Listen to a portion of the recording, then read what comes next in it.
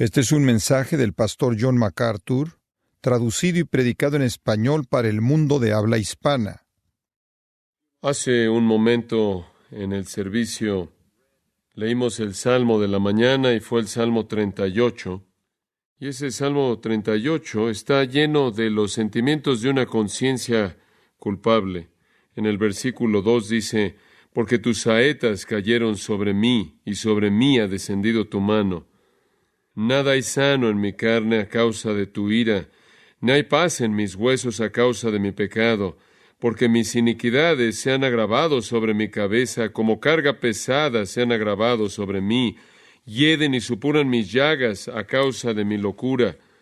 Estoy encorvado, estoy humillado en gran manera, ando enlutado todo el día, porque mis lomos están llenos de ardor, y nada hay sano en mi carne. Estoy debilitado y molido en gran manera, gimo a causa de la conmoción de mi corazón. Los sentimientos de una conciencia culpable. Un contraste fuerte con lo que el apóstol Pablo nos ha dicho en 2 Corintios capítulo 1, versículo 12. Quiero continuar estudiando este asunto de la conciencia y el pecado en la vida del creyente.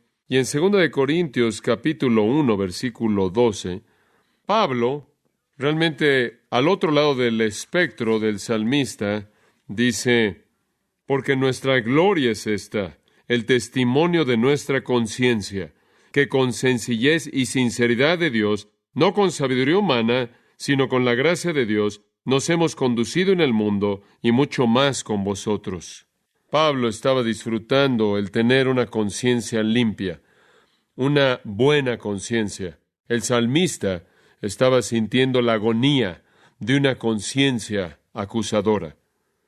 Hemos estado estudiando en 2 Corintios capítulo 1 esta pequeña sección desde el versículo 12 hasta el 14, y nos hemos enfocado en el sistema de advertencia del alma, la cual es la conciencia. Como hemos aprendido, la conciencia produce culpabilidad, vergüenza, ansiedad, incomodidad, temor, duda, enfermedad física y dolor, y otras experiencias de depresión, cuando el estándar o la norma más elevada conocida de conducta moral es violada. La conciencia nos es dada a nosotros como un regalo por parte de Dios para advertirnos acerca de lo que devasta el alma. Y el apóstol Pablo estaba viviendo una vida santa y por ello tenía una conciencia limpia que no lo acusaba. Él no era perfecto, pero él tenía victoria sobre el pecado en su vida. Ningún cristiano puede dar testimonio, un testimonio honesto, del hecho de que cuando se volvió un cristiano, el pecado fue borrado. No es así. La tendencia a pecar todavía existe en nuestras vidas. Aunque somos salvos, todavía pecamos. Peor aún, todavía derivamos placer de nuestro pecado. Todavía luchamos con hábitos pecaminosos, no solo actos pecaminosos aislados, y algunas veces caemos en pecados vergonzosos, escandalosos. Nuestros pensamientos y nuestras palabras no siempre son lo que deben ser. Nuestro tiempo con frecuencia es desperdiciado en búsquedas frívolas y mundanas. Nuestras mentes y nuestros deseos con frecuencia están enfocados en cosas pasajeras. Nuestros corazones con frecuencia se enfrían hacia cosas santas y evangelísticas. Y podremos hacer la pregunta, ¿por qué es esto así? Si regresamos a Romanos capítulo 6, podríamos concluir que todo debería ser diferente. En el versículo 14 de Romanos 6 dice, porque el pecado no se enseñoreará de vosotros, pues no estáis bajo la ley, sino bajo la gracia. En el versículo 17 dice, pero gracias a Dios que aunque erais esclavos del pecado, habéis obedecido de corazón aquella forma de doctrina a la cual fuisteis entregados, y libertados del pecado, vinisteis a ser siervos de la justicia. Si de hecho el pecado no tiene dominio sobre nosotros, si realmente ya no somos esclavos del pecado, ¿por qué no podemos vivir una vida pura y disfrutar de una conciencia limpia? ¿Por qué ¿Es que esta batalla continúa? Bueno, la respuesta es que todavía hay pecado que permanece dentro de nosotros. Hemos sido salvos del pago del pecado y Cristo tomó el pago en sí mismo al morir en la cruz. Hemos sido salvos del poder dominador del pecado, y esto es, el dominio poderoso del pecado sobre nosotros ha sido roto y no tenemos que obedecerlo. Inclusive hemos sido salvos hasta cierto grado en la actualidad de la presencia del pecado, porque ya no está con nosotros en todo momento, en toda expresión, y algún día seremos salvos de su presencia en su totalidad. Pero aunque hemos sido salvos y redimidos y perdonados, todavía hay pecado que permanece dentro de nosotros. Ahí yace el problema. El problema es que si usted quiere tener una vida pura y por lo tanto una conciencia limpia, tiene que enfrentar con el pecado que permanece en usted. La pregunta es cómo lo enfrenta. Quiero tomar una ilustración del Antiguo Testamento. Creo que puede ayudarnos a tener un retrato vívido de cómo enfrentar el pecado que permanece en nuestras vidas para que podamos tener una conciencia limpia. Y en lugar de tener la experiencia del salmista, tengamos la experiencia de Pablo. Pase a 1 de Samuel, capítulo 15. 1 de Samuel, capítulo 15. Esta gran historia del Antiguo Testamento tiene la intención de enseñarnos la seriedad del pecado y la justicia de la ira santa de Dios en contra del mismo. No quiero pasar por alto esas verdades ni el valor histórico de esto, pero quiero tomarlo más bien como una ilustración vívida o analogía de cómo los creyentes deben enfrentar el pecado. Veamos el versículo 1 en 1 de Samuel 15. Después Samuel dijo a Saúl: Jehová me envió a que te ungiese por rey sobre su pueblo Israel. Ahora pues, está atento a las palabras de Jehová. Ahora recordará usted que Saúl fue escogido porque él era de hombros arriba más alto que otros, él era de la tribu de Benjamín, él era aquel que el pueblo quería que fuera su rey, y el Señor estuvo de acuerdo en permitir que tuvieran al hombre que querían. Debía ser ungido, pero había una condición. Si él iba a entrar en esta función, tenía que hacer algo, y era escuchar las palabras del Señor. Él se iba a colocar en una posición en donde él iba a estar gobernando al pueblo de Dios, y por lo tanto necesitaba escuchar a Dios, quien era su verdadero soberano. Y después aquí él se vuelve muy específico. Esto es lo que el Señor tiene que decir, y esto es lo que tienes que escuchar y obedecer. Versículo 2. Así ha dicho Jehová de los ejércitos: yo castigaré lo que hizo Amalec a Israel al oponérsele en el camino cuando subía de Egipto. Ve pues y hiera a Amalec, y destruye todo lo que tiene, y no te apiades de él. Mata a hombres, mujeres, niños y aún los de pecho, vacas, ovejas, camellos y asnos. Eso se le llama genocidio. Ve y destruye a una raza entera, una tribu entera, en este caso realmente no una raza, pero una tribu entera de personas llamados por un nombre llamado Amalec. El mandato de Dios era muy claro. Saúl tenía que enfrentarlos despiadadamente a estos amalecitas. Él no solo debía matar a los hombres, sino también a las mujeres y a todos los niños y a todos los bebés. Y él tenía después que matar a todos sus animales. La tribu entera tenía que ser borrada de la existencia de manera despiadada y cruel.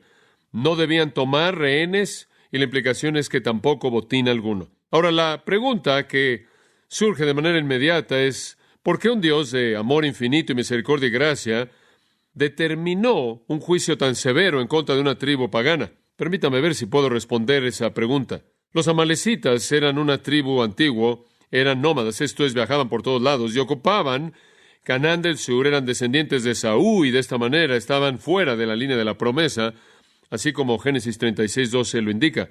Eran los enemigos perennes de los judíos, y una vez que los judíos llegaron a la tierra de Canaán, de hecho, usted recordará cuando los judíos llegaron a la tierra de Canaán, inicialmente tenían miedo de entrar a la tierra. Recordará que ahí en Cades Barnea titubearon mucho, no querían entrar a la tierra, tenían miedo debido a la ferocidad aterradora de los amalecitas. De hecho, fue ahí que ellos desobedecieron a Dios porque estaban tan intimidados por esta tribu tan feroz, mala y viciosa. Fueron la misma tribu, como se hace referencia aquí, que atacó a Israel en Refidim. De hecho, esto fue poco después del Éxodo, como lo señala, y esta fue la batalla famosa registrada en Éxodo 17, cuando Aarón y Hur tuvieron que sostener en alto, recordará, los brazos de Moisés, para que la victoria pudiera venir. Y se habían involucrado en la guerra en contra de los israelitas de una manera muy cobarde. Lo que hicieron, como leeremos más adelante, es que atacaron por atrás a esta masa de humanidad que se estaba moviendo y saliendo de Egipto, del Éxodo, camino a la tierra prometida. Los atacaron por la retaguardia, esto es, los que venían por atrás. ¿Y quiénes eran ellos?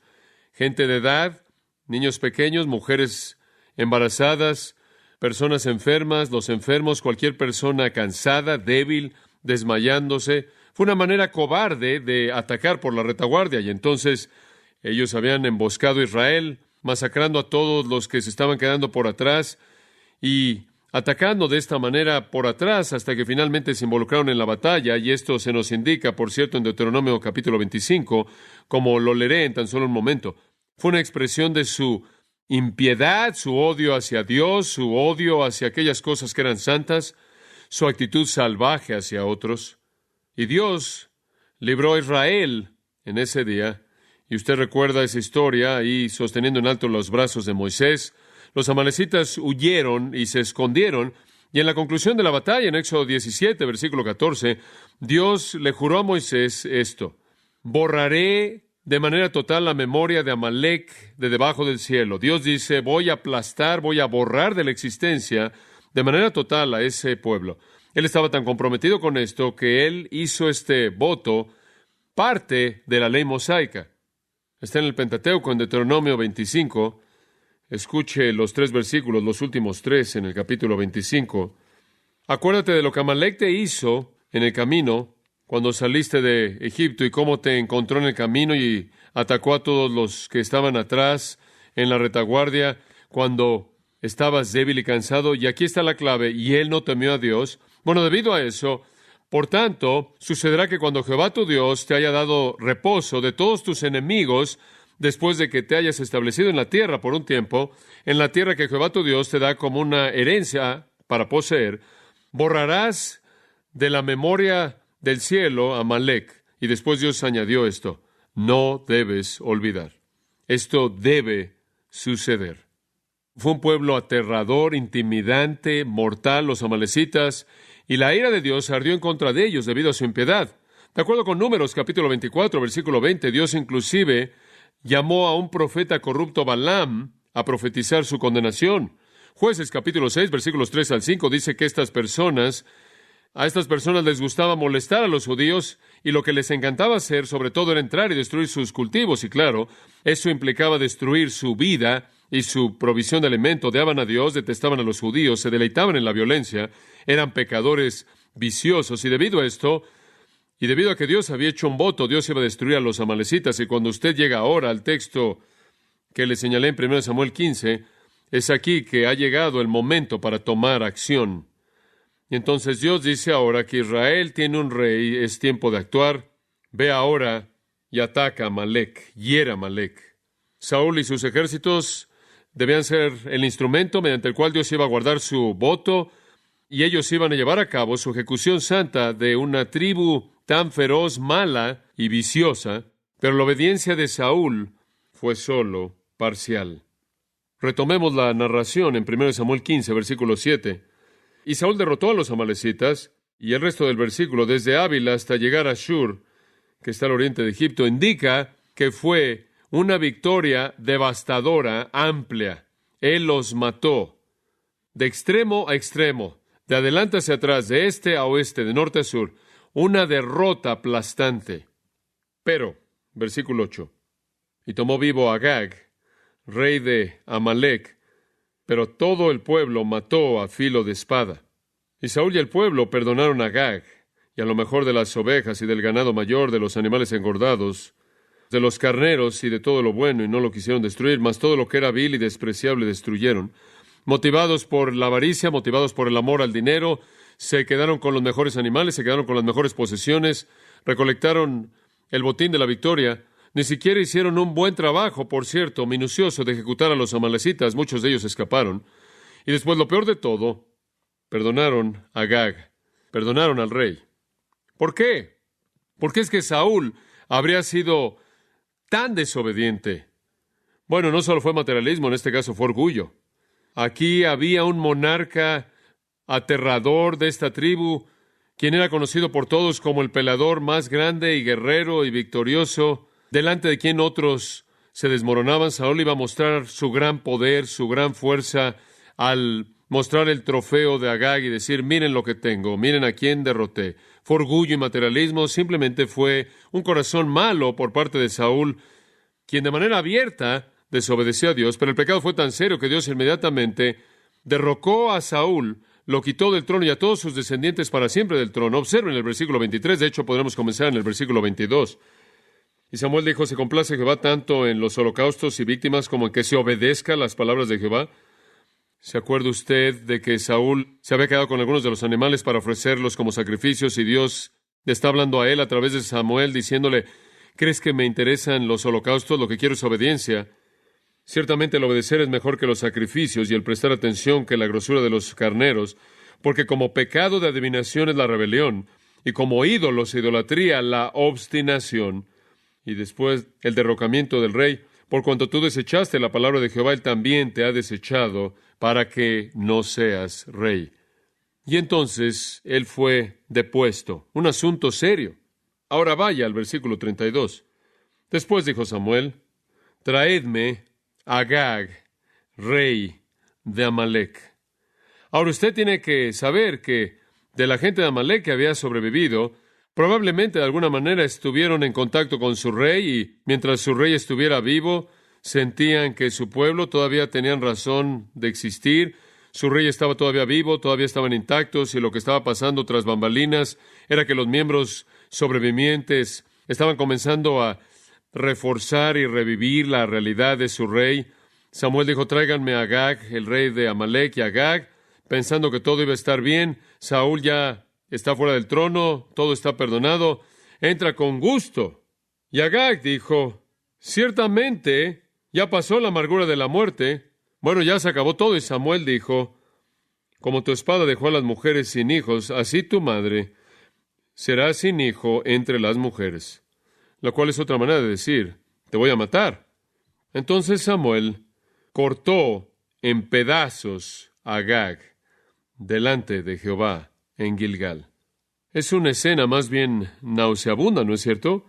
Fue Dios quien mandó que fuera hecho. Y Samuel lo hizo delante del Señor, y Samuel no era un soldado. Samuel era un sacerdote. Pero aquí estaba Dios enviando juicio divino a partir de ira santa en contra del pecado. A diferencia de Saúl y el resto de los israelitas, Samuel cumplió con los mandatos del Señor. Este es un retrato tremendo de la actitud de Dios en contra del pecado. No obstante, y tristemente, la batalla que supuestamente debía exterminar a los amalecitas, supuestamente tenía que borrarlos, terminó antes de que la meta fuera cumplida. Aparentemente los soldados estaban tan ocupados recolectando el botín y asegurándose de que estuvieran escogiendo los animales buenos y separándolos de los malos, y realmente nunca cumplieron con el trabajo, con la misión.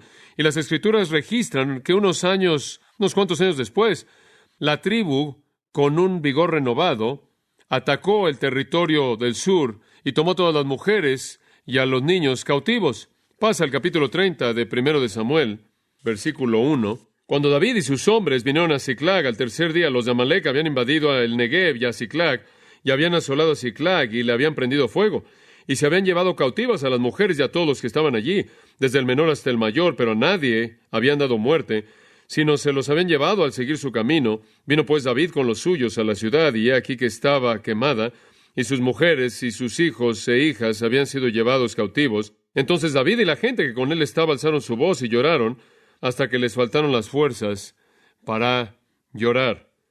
Las dos mujeres de David, Ahinoam jezreelita y Abigail, la que fue mujer de Nabal, el de Carmel, también eran cautivas. Entonces regresan, y este terrible grupo de amalecitas los habían vuelto a atacar, y allí en el versículo 16 de 1 de Samuel 30, leemos, lo llevó pues, y aquí que estaban desparramados sobre toda aquella tierra, comiendo y bebiendo y haciendo fiesta, por todo aquel gran botín que habían tomado de la tierra de los filisteos y de la tierra de Judá. Estos son los amalecitas. Y los hirió David desde aquella mañana hasta la tarde del día siguiente, simplemente una matanza de 24 horas. Y no escapó de ellos ninguno, sino 400 jóvenes que montaron sobre los camellos y huyeron. Ahora algunos jóvenes se escaparon, el resto fueron masacrados. Y libró David todo lo que los amalecitas habían tomado, y asimismo libertó David a sus 2 mujeres. Y no les faltó cosa alguna, chica ni grande, así de hijos como de hijas, del robo, y de todas las cosas que les habían tomado, todo lo recuperó David. Tomó también David todas las ovejas y el ganado mayor, y trayéndolo todo delante, decían, este es el botín de David.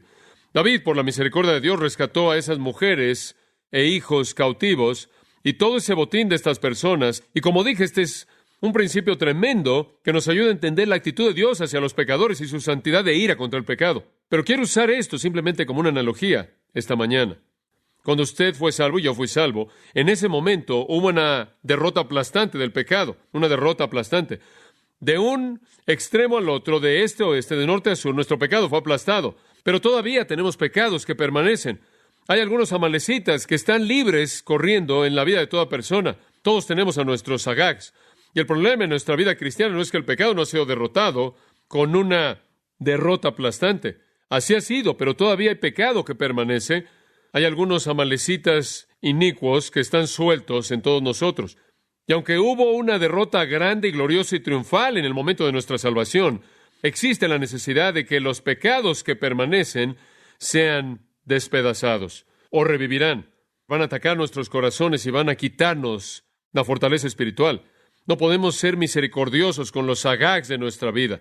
No podemos ser misericordiosos con los pecados que quedan en nuestra vida. De lo contrario, se volverán y crearán una insurrección y una rebelión e intentarán destruirnos. De hecho, bien podría ser que, como los amalecitas, el pecado que permanece, que quede en nosotros, con frecuencia se vuelve más feroz, más formidable que nunca antes, porque no lo esperamos. Ciertamente los hijos de Israel habían pensado que los amalecitas eran un enemigo derrotado. Su rey había sido hecho pedazos, y aquí llegaron. Las Escrituras nos llaman a enfrentar nuestro pecado como Samuel enfrentó a Agag, a matarlo. Hay pecado que permanece en nosotros, residiendo en nuestra humanidad no redimida, nuestra carne, y tiene que ser matado. Tiene que ser encontrado y destruido, y hasta que hagamos eso, nunca vamos a disfrutar lo que Pablo experimentó en su confianza valiente acerca de tener una conciencia santa, sincera y piadosa. Observe por un momento ahora Colosenses capítulo 3. Y en Colosenses capítulo 3, en el versículo 5, el texto de hecho dice en el versículo 5, por tanto consideren los miembros de su cuerpo terrenal como muertos, pero la lectura marginal dice, hagan morir los miembros que están sobre la tierra, cosas como fornicación, impureza, pasiones desordenadas, malos deseos y avaricia, que es idolatría. Mátenlos, háganlos morir. No lo pueden hacer parcialmente, no lo puede hacer a medias, no simplemente puede tener una especie de Agag que queda ahí, dejarlo ahí en algún lugar en su vida. Él va a guiar una rebelión, tiene que continuar hasta que la tarea se haya acabado. Pecados como los amalecitas tienen una manera de escapar la matanza, reproduciéndose, reviviendo y lanzando ataques inesperados en contra de nuestras áreas más vulnerables. Regrese a Romanos capítulo 8, versículos 12 y 13. En el versículo 12, Pablo dice, así que hermanos, deudores somos no la carne, para que vivamos conforme a la carne. Versículo 13, porque si vivís conforme a la carne, moriréis. Mas, si por el Espíritu hacéis morir las obras de la carne, viviréis. Hacer morir las obras del cuerpo es característico de alguien que está viviendo. En otras palabras, es característico de un creyente el estar matando las obras de la carne del cuerpo, el estar ejecutando los amalecitas en su vida y haciéndolo por el poder del Espíritu. Eso es lo que él está diciendo ahí. Después de declarar victoria sobre el pecado en Romanos 6, él entonces describe la batalla continua con el pecado en Romanos 7, y ahora él describe el triunfo y la experiencia que gana la batalla y silencia o calla la conciencia, y él dice, está aquí, es hacer morir las obras del cuerpo, matar al pecado, despedazándolo hasta matarlo. La conducta distintiva de aquellos que son salvos y aquellos que tienen victoria sobre el pecado es que continuamente están haciendo morir sus obras malas, matándolos, mortificando el pecado, como dice una versión. Pablo está diciendo que esa es una característica de un verdadero creyente. Matan las obras de la carne, matan al pecado. Un verdadero creyente no va a actuar como Saúl, quien quería consentir y preservar a Agag, sino que actuará como Samuel, quien lo hizo pedazos sin misericordia, lo despedazó. Amados, no pueden domar a la carne, no pueden hacerle una mascota, no pueden coexistir con ella, no pueden decir, bueno, solo hay unos cuantos que están allá afuera, déjenlos sueltos, no van a lastimar a nadie. Pablo dice, más vale que busquen a todos y los maten, tal como Dios instruyó a su pueblo a hacerlo con estos amalecitas. Acción dramática. Nuestro Señor habló de una acción dramática como esa en varias ocasiones. Una de ellas está en Mateo 5, versículos 29 y 30, cuando dijo, si tu ojo derecho te es ocasión de caer, sácalo y échalo de ti, pues mejor te es que se pierda uno de tus miembros, sino que todo tu cuerpo sea echado al infierno. Y si tu mano derecha te es ocasión de caer, córtala y échala de ti, pues mejor te es que se pierda uno de tus miembros, sino que todo tu cuerpo sea echado al infierno. Él no está llamando una mutilación personal, está llamando la mortificación, es algo muy semejante. Tiene algunas cosas en su vida que necesita matar. Y Pablo esencialmente está diciendo lo mismo allá atrás en Romanos, cuando él está hablando acerca de matar el pecado. Pablo nunca le promete a un creyente libertad inmediata del ataque del pecado. Él no dice que en el gran triunfo todos los amalecitas murieron o morirán. Él dice, usted va a tener que seguir matándolos a lo largo de su vida. Y Pablo no dice que usted puede resolver este problema con un momento de crisis, una segunda bendición, una segunda obra de gracia, una experiencia de santificación instantánea. Él no dice eso. Él no dice que usted lo puede resolver con un enfoque pasivo, diciendo, yo no hago nada y dejo que Dios haga todo, no puedo hacer nada, no voy a hacer nada, simplemente me siento, no voy a involucrarme en esto, voy a dejar que Dios lo haga todo. Pablo no dice eso, y él nos sugiere algún punto clave, decisivo, de rededicación o de reconsagración al final de una invitación después de un sermón. Él dice, usted tiene que hacer esto continuamente, de manera interminable, a lo largo de toda su vida, como es señalado por el tiempo del verbo, haced morir las obras de la carne. Tiene que estar moviéndose, matando pecados todo el tiempo. Es una lucha continua, de manera persistente, matando las obras de la carne. Él no está llamando a algún tipo de vida, de dolor físico, no es la idea. Me acuerdo de cuando conocí un hombre que usaba un cinturón pegado a su carne que estaba lleno de clavos porque él quería estarse lastimando e hiriendo su carne todo el tiempo para que pudiera de alguna manera estar lidiando con sus pecados. Él no está hablando de eso. Sé de personas en la historia de la Iglesia Católica que colocaron tachuelas y rocas en sus zapatos y clavos para estar experimentando dolor, pensando que de alguna manera podían así hacer morir el pecado. Pablo no está llamando a una vida en la cual usted está aplicando dolor a su vida. Él no está llamando a una privación de monje. Él no está llamando a una privación de monasterio. Él no está llamando a una mutilación personal. Él no quiere tener nada que ver con el castigo externo personal. Más bien, él está describiendo un estilo de vida que busca matar el pecado, aplastarlo, quitarle su fortaleza, privarlo de su influencia y de esta manera dar lugar a una conciencia limpia y buena que da lugar a la paz, al gozo, al descanso, a la seguridad, a la certeza y a la esperanza. Básicamente, la mortificación del pecado, el matar al pecado, involucra el cultivar nuevos hábitos de piedad combinados con la eliminación de hábitos viejos de pecado. Del lado positivo, usted comienza a hacer cosas piadosas. Del lado negativo, usted deja de hacer cosas pecaminosas. Y esa es una lucha constante en la cual debemos permanecer comprometidos de manera perpetua. Ahora, las Escrituras nos ofrecen, voy a llevar el mensaje a la conclusión con algunas de estas cosas, algunos medios prácticos mediante los cuales podemos destrozar o despedazar a Agag, medios prácticos mediante los cuales podemos matar a los amalecitas que permanecen en nuestra vida. Y ninguno de ellos es carnal, ninguno de ellos es externo, ninguno de ellos es mecánico, ninguno de ellos es ceremonial, ninguno de ellos es ritual. No tiene nada que ver con ceremonias ni velas, no tiene nada que ver con ningún tipo de cosas como esas. John Owen, el gran pensador y escritor de los tiempos puritanos, observó que la mayor parte del sistema católico romano consistía de, y cito, de maneras erróneas y medios equivocados de mortificación. Fin de la cita. Él dijo, estos católicos siempre están tratando de mortificar el pecado en su vida con medios errados, con votos, órdenes, ayunos, penitencias, todo eso es inútil. El pecado no puede ser aniquilado a través del legalismo o el monasticismo, el pietismo, el asceticismo, el fariseísmo, el celibato, la autoflagelación, o a través de los confesionarios, o los rosarios, o las Aves Marías, o ningún otro medio externo. El instrumento de mortificación está en el corazón, es el poder del Espíritu, Romanos 8:13. Por el Espíritu haga morir. Esto es algo espiritual, no es algo físico. El Espíritu va a estar ahí, pero nosotros tenemos que estar activos en el proceso, no pasivos.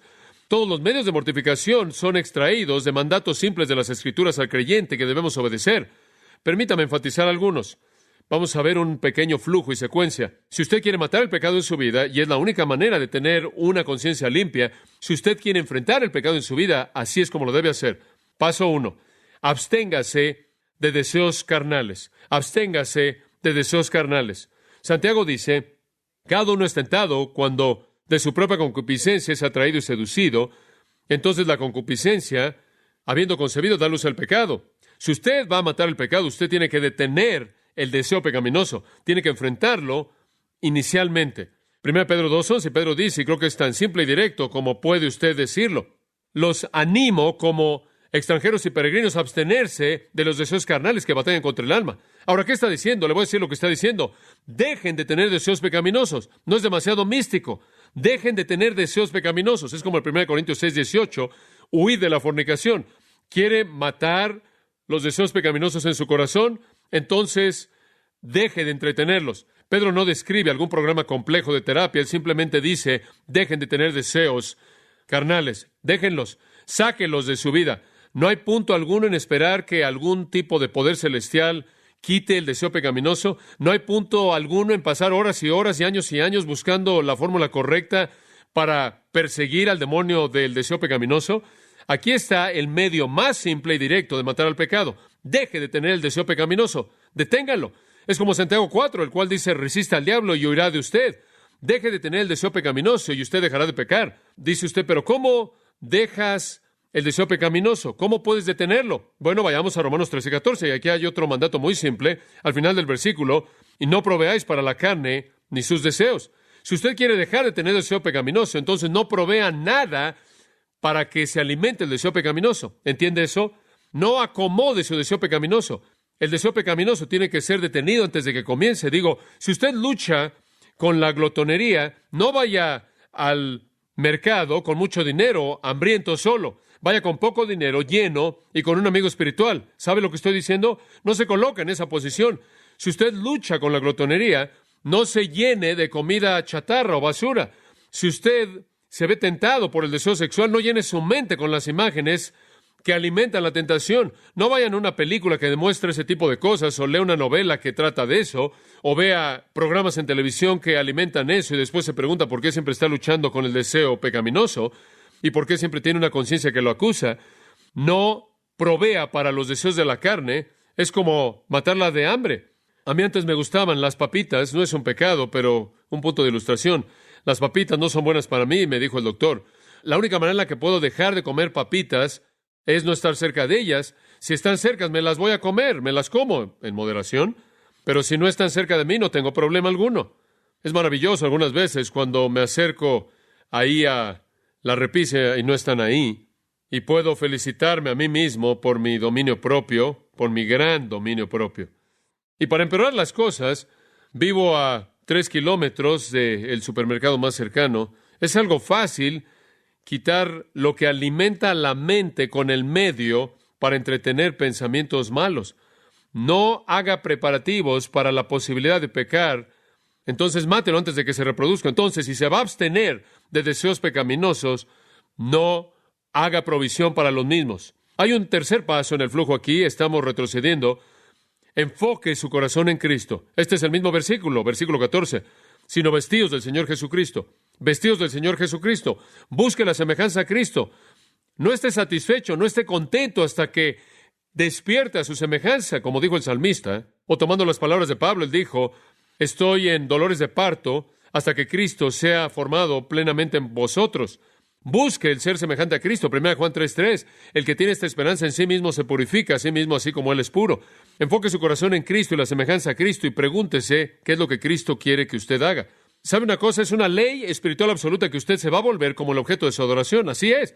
Y veo esto en los deportes. Usted sabe, usted puede ir a cualquier centro comercial en cualquier lugar del país y tienen 1, 2, 3, 4, 5 o media docena de tiendas en donde usted puede ir y comprar fotos de los héroes deportivos de nuestra cultura, o de sus playeras, o jerseys, o gorras. Digo, es interminable. Hace algún tiempo atrás fui a un juego de los Kings con un amigo que juega para los Canucks de Vancouver, y él estaba jugando en esa noche, y tuvimos algo de comunión.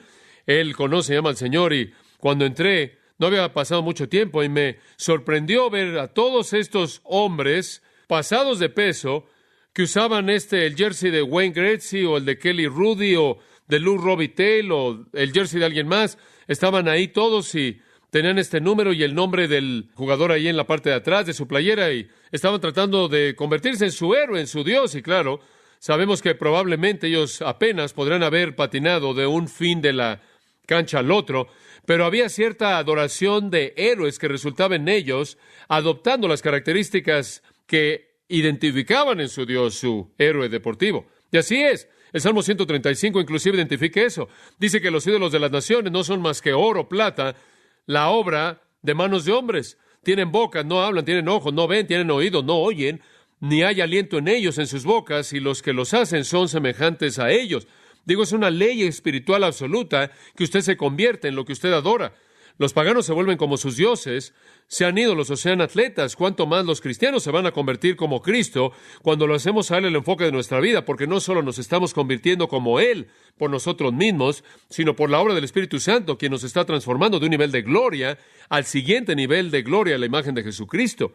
Conforme usted enfoca su corazón en Cristo, se va a volver como Cristo. Conforme usted se vuelve como Cristo, usted no va a escoger las cosas que proveen para su deseo pecaminoso, y por lo tanto usted se va a abstener del deseo carnal. Retrocediendo un paso más a un cuarto mandato, el Salmo 119, versículo 11, uno muy conocido, usted lo conoce bien. Salmo 119, 11. En mi corazón he guardado tus dichos para no pecar contra ti. Medite en la palabra de Dios. Josué 1:8 dice lo mismo, que debemos tomar el libro de la ley y no dejar que no sea parte de nuestra boca, meditar en él de día y de noche. Hagamos todas las cosas que en él están escritas, y entonces haremos que nuestro camino sea próspero. Jesús le oró al Padre: santifícalos en tu verdad, tu palabra es verdad. Pablo dijo: la palabra de Cristo mora en abundancia en vosotros. Y cuando la palabra lo llena a usted, y la palabra lo domina, y la palabra vence su manera de pensar y su vida, y está saturado por la palabra, eso es lo que lo lleva a un enfoque centrado en Cristo. Conforme usted ve la gloria del Señor revelada en la palabra, usted es transformado en conformidad a la imagen de Cristo. Conforme usted es transformado a la imagen de Cristo, usted no hará provisión para los deseos de la carne. Usted se abstendrá del deseo carnal. Usted matará el pecado. De hecho, usted descubrirá la espada del Espíritu, la cual es la palabra de Dios, y esa es la espada con la cual usted hace pedazos el pecado. Es el arma más eficaz que tenemos. Hay un quinto medio espiritual que debe ser señalado. Meditar en la palabra de Dios lleva al enfoque en Cristo, lo cual lleva a que no hagamos provisión para la carne, lo cual lleva a abstenernos de deseos pecaminosos. Pero hay algo más que es absolutamente esencial, y eso es orar. Estar constantemente en oración. ¿Se acuerda usted cuando los discípulos de Jesús dijeron cómo oraremos? Jesús, entre las cosas que les enseñó, les dijo esto: cuando oren, oren así: no nos metas ¿en qué? En tentación, sino líbranos del mal. Es cuestión de oración, es cuestión de pedirle al Señor. ¿Se acuerda tanto en Mateo 26:41 y creo que es Lucas 22:40? Tenemos una nota ahí. Jesús dijo: velad y orad para que no entréis ¿en qué? En tentación. La oración es un componente absolutamente crucial conforme le pedimos al Señor fortaleza. El salmista en el Salmo 19 dijo esto: Señor, guarda a tu siervo de pecados presuntuosos. Deténme de pecar. Una oración muy directa. Es realmente eso lo que creo que está en el corazón del escritor de Hebreos, cuando él escribe en Hebreos capítulo 4, versículo 16, y dice: acerquémonos pues confiadamente al trono de la gracia, para alcanzar misericordia y hallar gracia para el oportuno socorro. Creo que el tiempo de necesidad ahí es el tiempo de tentación, la batalla del creyente contra el pecado. Ahí es cuando necesitamos gracia, ahí es cuando necesitamos misericordia, ahí es cuando Él lo provee. Todo esto, amados, La oración, el tiempo en la palabra, enfoque en Cristo, no alimentar deseos pecaminosos y abstenerse de sus impulsos. Todo esto es parte de desarrollar dominio propio en su vida. En 1 Corintios capítulo 9, quiero llevarlo a este texto. En 1 Corintios capítulo 9, y usted conoce bien el texto, Pablo dice, todo el que compite en los juegos ejerce dominio propio en todas las cosas. Usted tiene que dominar su vida de oración, controlarla, su tiempo en la palabra, su enfoque en Cristo, decir no a las cosas que alimentan su deseo pecaminoso, si es que usted va a ser un ganador. Y Pablo dice, la gente que compite en los juegos ejercen dominio propio en todas las cosas. Controlan su dieta, controlan su plan de ejercicio, su programa de entrenamiento, su sueño. Usted sabe que un gran atleta es alguien que tiene su vida bajo control. Y lo hacen, dice él, para recibir una corona corruptible, pero nosotros una incorruptible. Entonces Pablo en el versículo 27 dice, golpeo mi cuerpo. Hupopiazo, literalmente pegar debajo del ojo. Yo golpeo mi cuerpo. Yo lo disciplino para traerlo bajo control, para hacerlo que se someta. Esa es la razón por la que Pablo tenía una conciencia limpia. Él tenía una conciencia limpia porque él enfrentó el pecado. Él controló su cuerpo. Una disciplina personal vigilante. Una disciplina personal que es un hijo de la oración constante y la meditación constante en la palabra. Es aquello de lo que Lucas 21:34 habla cuando dice, velad, estad en guardia para que sus corazones no estén cargados de disipación y embriaguez y las preocupaciones de la vida. Pablo se disciplinó a sí mismo para elevarse por encima de eso. Simplemente es disciplina personal. Realmente es Filipenses 2. Ocupaos de vuestra salvación con temor y temblor, porque Dios es el que en vosotros produce así el querer como el hacer, por su buena voluntad. Usted tiene que estar comprometido con ello, trabajar duro en esto, disciplina personal. Pero por otro lado, es Dios quien lo está haciendo. Y esto nos lleva de regreso a Romanos 8:13, ¿no es cierto? Por el Espíritu. Es el poder del Espíritu operando en nosotros que mata el pecado, pero no sin nuestro involucramiento. Usted no puede nada más sentarse, como dije antes, y esperar que los amalecitas y los agags de su vida simplemente se vayan.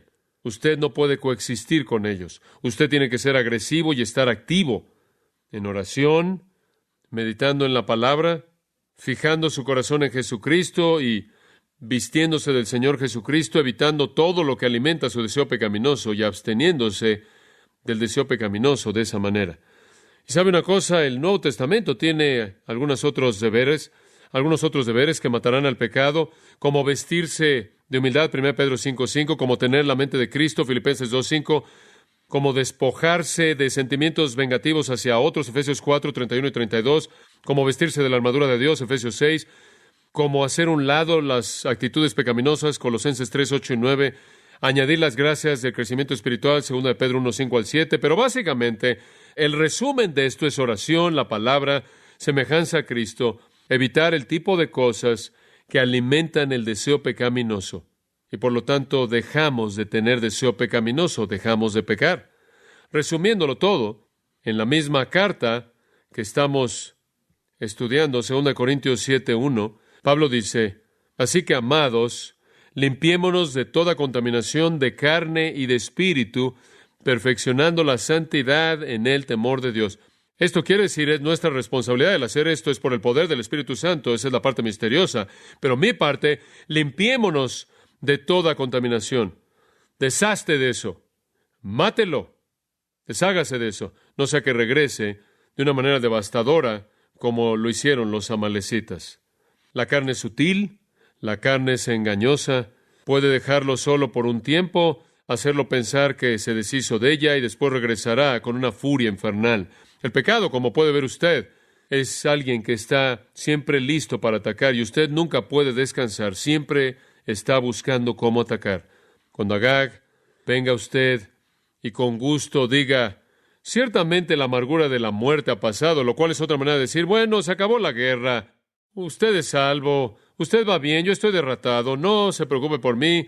Cuando Agag y sus amigos amalecitas quieran hacer la paz con usted y declarar un fin en las hostilidades, ahí es cuando usted toma su espada y los hace pedazos. No somos ignorantes de las estrategias de Satanás. Más vale que no seamos ignorantes de nuestras armas. Inclinémonos en oración. Padre, te damos gracias en esta mañana por este maravilloso tiempo de adoración. Gracias por lo práctico que es este texto. Gracias por la gran historia de los amalecitas y Agag. Y te damos gracias por la manera en la que nos revela tu justicia, tu juicio, tu ira santa, tu odio hacia el pecado. Y Señor, hemos descubierto que en ese acontecimiento histórico tremendo de Samuel despedazando a Agag, nos presenta una analogía apta para cómo debemos enfrentar el pecado en nuestras vidas. Que seamos personas que oran, que meditan en la palabra, que enfocan sus corazones en Cristo, que no proveen oportunidad alguna para la carne y por lo tanto que dejan de tener deseos pecaminosos, que detenemos nuestros pensamientos malos, detenemos nuestras palabras malas, nuestras obras malas, nuestros deseos malos, y que estemos matando al pecado en nuestras vidas y por lo tanto disfrutando de una conciencia valiente y llena de confianza, una que es santa y piadosa en su sinceridad como la de Pablo. Te doy gracias por los que en esta mañana aquí con nosotros dicen que su conciencia está limpia, quizás inclusive en esta mañana sus pecados fueron confesados de manera total y en estos días de adorarte a ti, en esta temporada del año, quizás sus corazones se han fijado en ti de una manera especial y la conciencia está limpia. Pero Señor, hay otros aquí que se sienten más como el salmista y la herida es profunda y el dolor es real y sienten cierta enfermedad física de vez en cuando y vergüenza, culpabilidad, ansiedad, temor, duda, pérdida de gozo. Y es porque tu mano está en ellos de manera pesada a través de su conciencia porque no están enfrentando a los amalecitas en su vida. Que nosotros, Señor, siempre estemos haciendo morir las obras de la carne, para que podamos disfrutar de una vida pura, limpios de toda contaminación de carne y de espíritu, perfeccionando la santidad en el temor de Dios y de esta manera disfrutando la bendición y el beneficio de una conciencia limpia. Buscamos eso y te damos gracias por hacerla disponible a nosotros por tu Espíritu, el único que puede lograrlo en nosotros. Conforme nos hace estar dispuestos. En el nombre de Cristo oramos. Amén. Estaba pensando después de que terminé el mensaje esta mañana, lo crucial y lo importante que es lidiar este asunto de hacer morir el pecado, lo esencial que es en nuestras vidas. Y recordé de nuevo el hecho de que haré mi mejor esfuerzo un domingo por la mañana de enseñarles esa verdad, estando plenamente consciente de que usted lo puede comprender, lo puede entender, lo puede afirmar, puede estar de acuerdo con él mismo, puede creerlo, puede aplicarlo, pero eso no termina la batalla. Esa es la razón por la que tenemos que regresar y repasarlo una y otra vez, semana tras semana, porque tenemos que sostener ese nivel de rendición de cuentas con la verdad. Tenemos que confrontar constantemente, semana tras semana tras semana, los pecados de la gente para que puedan ser traídos a rendir cuentas delante de un Dios santo una y otra vez. Es sorprendente que las cosas que conocemos pueden ser hechas a un lado en nuestras mentes y el pecado puede volverse a levantar y salir a la superficie de nuevo y ser entretenido. Casi pienso que al vivir en el mundo en el que vivimos en la actualidad, en donde el pecado nos es vendido a través de un proceso avanzado de medios masivos de comunicación, es difícil el poder llegar de domingo a domingo y más vale que se esté exponiendo más que tan solo de domingo a domingo a la palabra, o de lo contrario va a encontrar que su vida se va resbalando hacia una tolerancia del pecado, mientras que la cultura ha empeorado. Hay buenas cintas cristianas y libros que han incrementado y han proliferado y la radio cristiana está ahí y hay recursos. El punto no es solo para darle información, podemos darle información y usted puede conocer la información, creerla, inclusive podría ser lo suficientemente bueno como para enseñarla. El punto es estimularlo al amor y a las buenas obras. Esa es la razón por la que nos congregamos, como Hebreos 10 nos dice, colocarlos al nivel de la rendición de cuentas, habiendo adorado al Señor y venir ante Él en oración y venir a su mesa. Esto también es un punto de rendición de cuentas.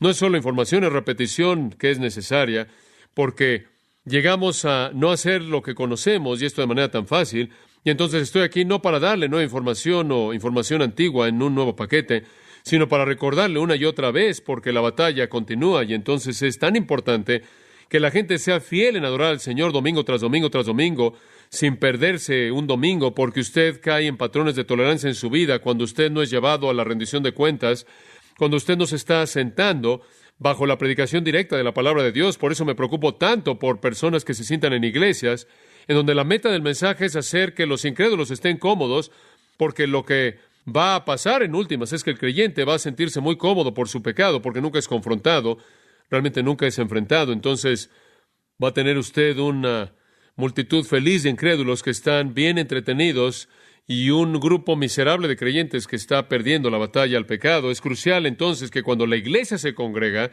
se confronte a sí mismo con esta necesidad de santidad. Esta es la razón por la que hacemos lo que hacemos el día del Señor. Y solo quería añadir esto como un comentario al margen esta mañana, porque creo que es tan importante que usted entienda que mi función aquí no es darle nueva información, sino hacerlo que sea responsable con la información antigua, la verdad que cambia la vida. Y algunas veces caemos con tanta frecuencia y de manera tan regular que necesitamos ser traídos de regreso a esa rendición de cuentas una y otra vez. Y para ayudarle y traer un aguijón a su conciencia es parte de la función del predicador, y ciertamente es la función de la mesa del Señor, el confrontar nuestros fracasos y nuestros pecados y nuestras transgresiones y nuestra conciencia que nos acusa. Entonces, en esta noche, antes de que lleguemos a la mesa del Señor, lo cual haremos en un momento, me gustaría recordarle unas cosas que no dije en esta mañana, y a manera de recordatorio, a manera de comentario al margen, quiero añadir al mensaje de esta mañana algunas ayudas finales en este proceso de matar al pecado. Ahora, recuerda, Romanos 8:13 dice que si por el Espíritu hacéis morir las obras de la carne, viviréis. Es en el poder del Espíritu Santo por el que matamos el pecado que queda en nosotros, y debemos estar ocupados en tomar la espada del Espíritu, por así decirlo, en el poder del Espíritu Santo, y matar a los pecados que quedan en nuestra vida. Y en el proceso de hacer eso, usted recordará que señalemos que debe abstenerse de deseos carnales, no debe hacer provisión para la carne, debe vestirse del Señor Jesucristo, debe meditar en la palabra, esconderla en su corazón para que no peque, debe velar y orar para que no entre en tentación. Vimos todos esos mandatos. También señalamos que debe estar lleno del Espíritu Santo, porque Él es el poder que lo hace suceder, y debe disciplinarse para tener dominio propio, golpear su cuerpo para que usted no quede descalificado. Y añadimos otros deberes que van de la mano, como buscar la humildad y cosas así. Pero permítame darle algunos recordatorios finales conforme usted se involucre en aplicar todos esos principios en su vida. Hay algunas cosas que necesita saber, y le voy a dar unos cuantos antes de que lleguemos a la mesa del Señor. Número 1. El pecado no está matado cuando es meramente cubierto. El pecado no es matado cuando es meramente cubierto.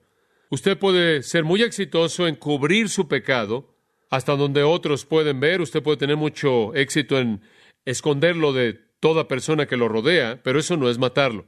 Si un pecado simplemente ha sido cubierto con algún tipo de protección, si ha sido cubierto con algún tipo de pintura, como pintura en una pared, eso es hipocresía, y la hipocresía simplemente es otro pecado. Si la conciencia de alguna manera ha sido cubierta de azúcar, usted está en un estado mucho más peligroso de lo que usted estaba antes. Cubrir de manera exitosa su pecado no mata su pecado, lo hace inclusive estar más vivo porque no ha sido expuesto, se está escondiendo. Y en Proverbios 28:13 leemos esto: el que encubre sus pecados no prosperará, pero el que los confiesa y se aparta alcanzará misericordia. Usted no ha cumplido con su deber en matar el pecado hasta que lo ha confesado y lo ha dejado. Cubrirlo solo lo empeora. En segundo lugar, en ayudarle al aplicar este deber necesario de matar el pecado, necesita recordar que el pecado no ha sido matado cuando únicamente ha sido internalizado. El pecado no es matado cuando únicamente es internalizado. Alguien podrá pensar que hubo cierto pecado que practicaron de alguna manera, pecados de su boca, de su lengua, pecados cometidos con su cuerpo, sus manos, sus ojos, sus oídos, lo que sea. Y después, cuando dejaron de hacerlo, cuando dejaron la práctica externa de esa maldad, imaginan que por lo tanto lo han matado, cuando la realidad es que están disfrutando de los placeres de ese pecado en su propia mente. Podrá encontrarse a usted mismo, llegando al punto en su experiencia cristiana en donde usted dice no voy a entretenerme a mí mismo al ir a películas que desfilan inmoralidad. Y entonces usted deja de hacerlo.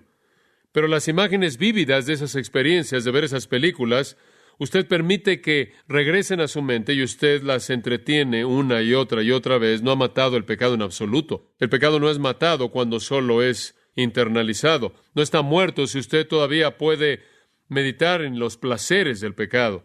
Quizás pudo haberlo movido de afuera hacia adentro y quizás pudo haberlo movido de la privacidad de su imaginación, en donde solo es conocido para usted y para Dios. Pero ese pecado no está muerto. Al contrario, se ha vuelto más mortal, porque ahora está casado con la justicia pretenciosa. Ahora es peor a los ojos de Dios. Es aquello por lo que Jesús reprendió a los fariseos. Ellos evitaban el homicidio, pero toleraban el odio. Ellos evitaban la fornicación y el adulterio, pero toleraban el ver a una mujer para desearla de manera pecaminosa. Y Jesús inclusive los declaró dignos del infierno eterno. El pecado no está matado cuando meramente está cubierto de hipocresía, no está matado cuando es internalizado. En ambos casos puede llegar a ser aún más peligroso. En tercer lugar, y esto también es algo muy práctico que debe considerar, el pecado no es matado cuando es intercambiado por un pecado diferente.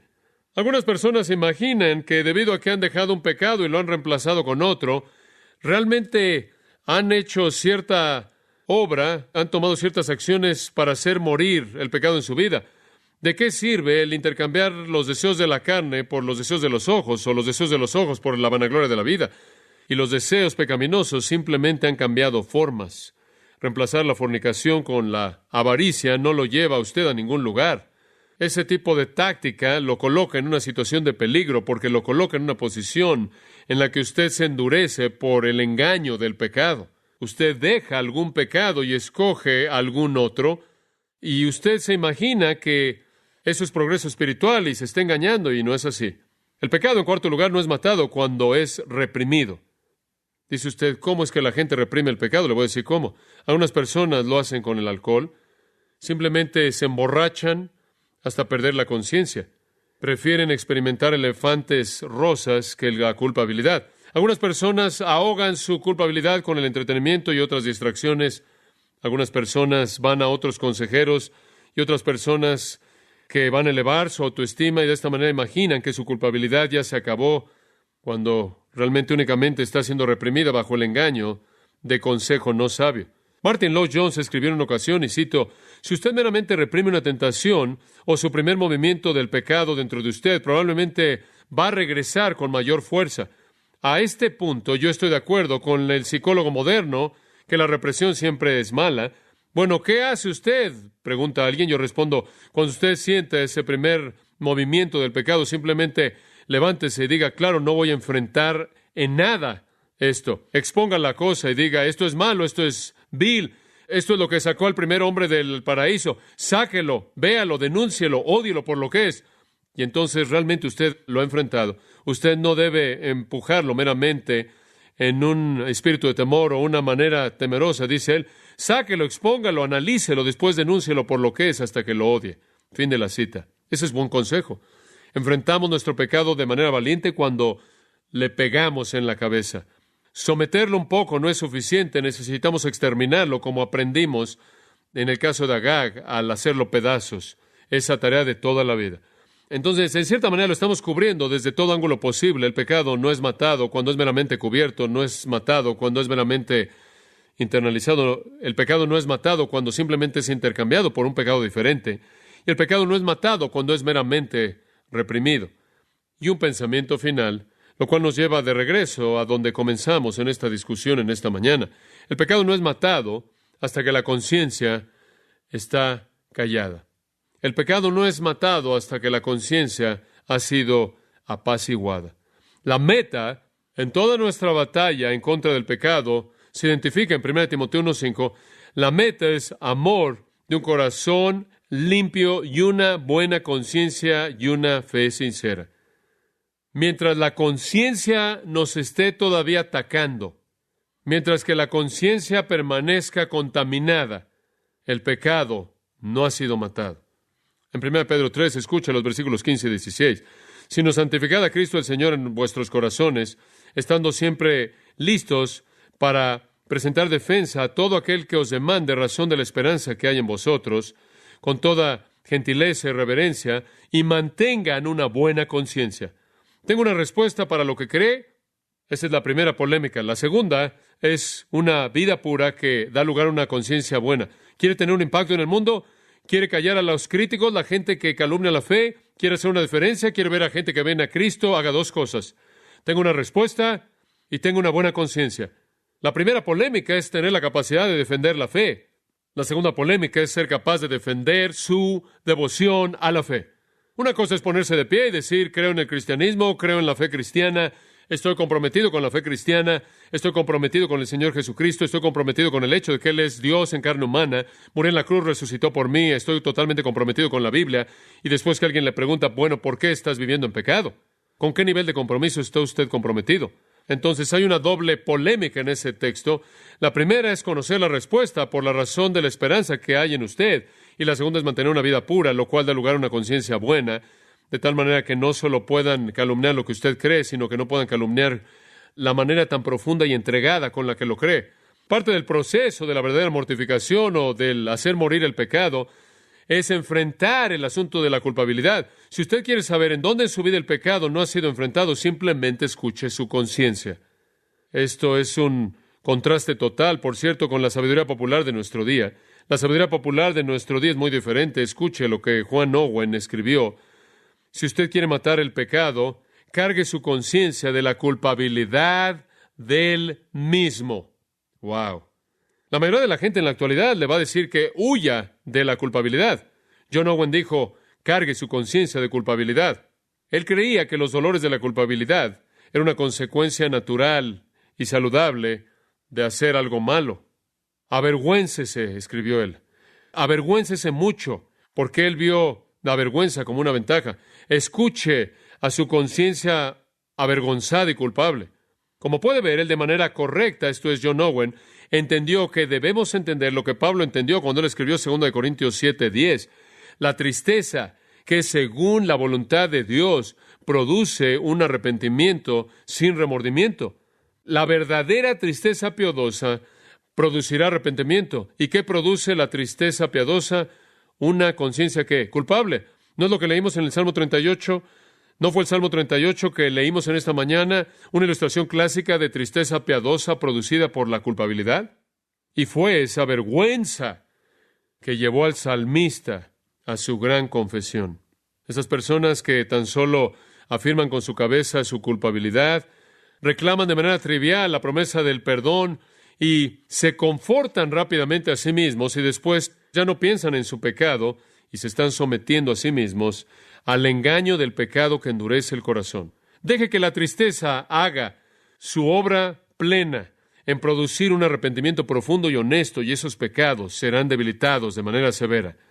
De esta manera podemos matar a los amalecitas en nuestra vida. De esta manera podemos hacer pedazos al Agag y podemos enfrentar con el pecado que quede en nosotros. Es una tarea de por vida. No tenemos que hacerlo solos, como vimos en esta mañana. Ocupados de vuestra salvación con temor y temblor. Pablo dijo en Filipenses 2:12 y en el siguiente versículo dijo, porque Dios es el que en vosotros produce, así el querer como el hacer, por su buena voluntad. El pecado es algo serio, es lo serio, el asunto serio que roba nuestro gozo. No sé usted, pero me gustaría llegar al lugar en mi experiencia cristiana en donde será rutinario, para mí el poder repetir las palabras de Pablo allá atrás en ese primer capítulo de 2 Corintios. Nuestra confianza es esta, el testimonio de nuestra conciencia, que en santidad y en sinceridad piadosa, no en sabiduría carnal, sino en la gracia de Dios, nos hemos conducido en el mundo y especialmente hacia vosotros. El poder decir todo el tiempo, mi conciencia está limpia, como él le dijo a los corintios, sin que nada lo acuse. Aquí estaba un hombre que realmente estaba enfrentando su pecado. Él no solo lo estaba cubriendo, él no solo lo estaba internalizando, él no lo estaba reprimiendo, él no lo estaba intercambiando por otro pecado, él realmente lo estaba enfrentando y su conciencia estaba en paz.